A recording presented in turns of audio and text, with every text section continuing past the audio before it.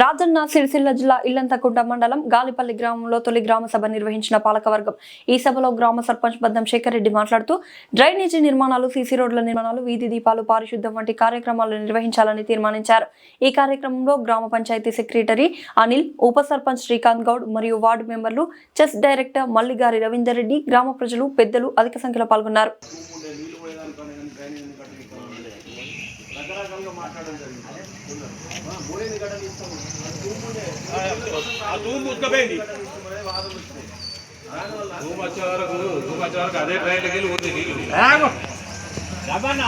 ఆయన చెప్పింది రాను. ఇప్పుడు ఒక్కొక్కడు గింత మంది చీట్లో గింత మోరు ఉండదు. దాని ఒక అడ్వర్టైజ్ వేసుకుంటా దానికి వచ్చి ఎంత నార్మల్ పోవాలి.